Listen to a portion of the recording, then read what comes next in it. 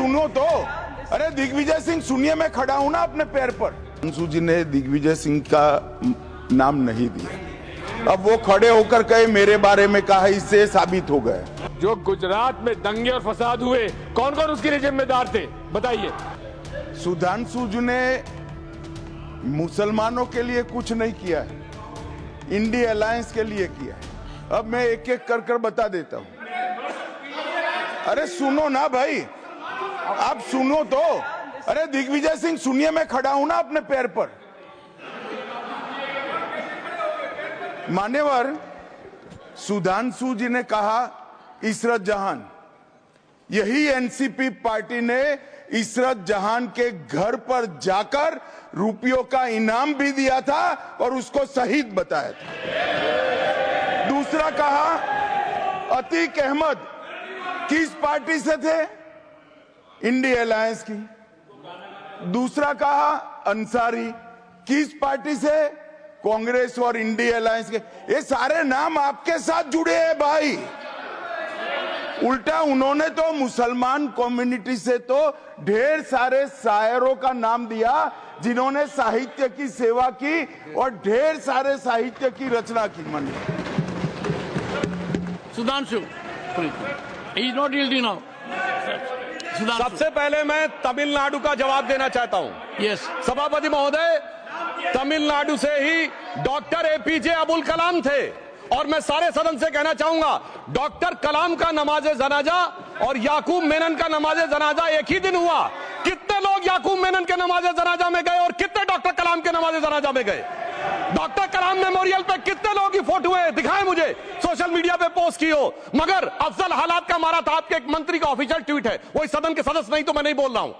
याकूब मेनन की judicial killing हुई, आपके एक नेता का, मिनिस्टर का ऑफिशियल ट्वीट है, सदन के सदस्य नहीं है इसलिए नहीं बोल रहा हूं। और सर 26/11 आरएसएस ने कराया, सदन के सदस्य बैठे हुए हैं। हाफिज साहब और सुनिए, जाकिर नायक शांति का मसीहा सदन में सदस्य बैठे हुए हैं। सर किसने जोड़ा? मैं नहीं कह रहा हूं जोड़ा, हमने किससे जोड़ा मैं बताना चाहता हूं। मैं अपनी बात, सर मैंने नाम किसी का नहीं लिया। सर आपने उड़ता तीर क्यों पकड़ लिया? सर मैंने नाम नहीं लिया, उड़ता तीर क्यों पकड़ लिया? सर मैं पूरी बात करूं। सर मैं कहना चाहता हूं, हमारी सोच मुस्लिमों के बारे में और इनकी सोच में क्या अंतर है। देखिए, जिन लोगों ने मुस्लिम हिस्ट्री नहीं पढ़ी उन्हें मैं बताना चाहता हूं। एक दो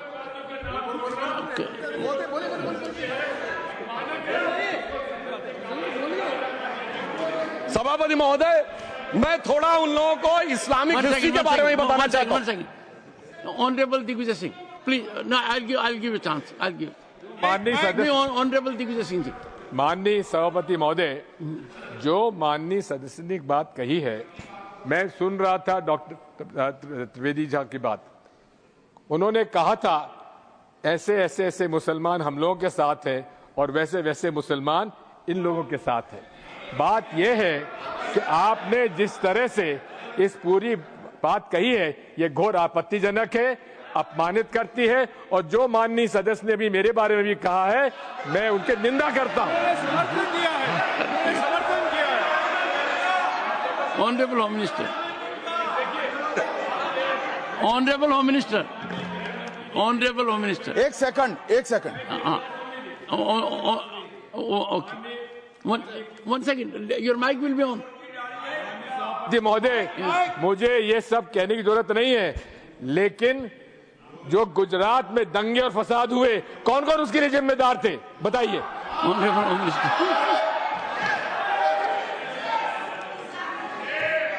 मान्यवर, मैं ध्यान से बारीकी से पूरे संवाद को सुन रहा हूं। माननीय सदस्य सुधांशु जी ने दिग्विजय सिंह का नाम नहीं दिया, अब वो खड़े होकर कहे मेरे बारे में कहा, इससे साबित हो गए। और अभी भी मौका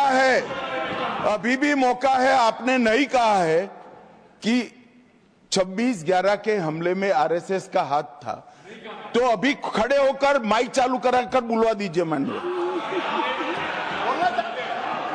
और आपत्तिजनक बात है, मैंने ये बात कभी नहीं कही है, ये आप लोगों का प्रचार है। मेरी आपत्ति इस बात की थी कि सभी माननीय सदस्य ने और बात कही है कि अब हमारे तरफ ऐसे ऐसे मुसलमान थे और वैसे वैसे मुसलमान हम लोग की तरफ थे, ये पूरे समाज के साथ, पूरे अल्पसंख्यक समाज के साथ अपमानजनक बात है। और माननीय सभापति महोदय, आप बताइए, माननीय गृह मंत्री जी, आप वहां पर थे, गृह मंत्री थे जब दंगे हुए थे, तो आप लोगों का क्या रोल था, ये जन जाहिर होम मिनिस्टर। नेवर, इनको मेरा हुआ ऐसा है कि मैं ही दिखाई पड़ता हूं। आपकी सुनिए, अब सुनिए ना दिग्विजय सिंह, सुनिए, 1 मिनट सुनिए।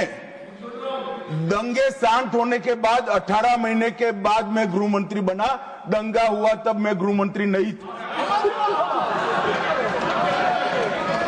सुधांशु त्रिवेदी संदर्भ में किसी का नाम नहीं लिया। अजीज बर्नी की किताब थी 2611 एंड आरएसएस कॉन्स्पिरेसी, कोई जाके चेक कर ले उसमें कौन कौन कहां था।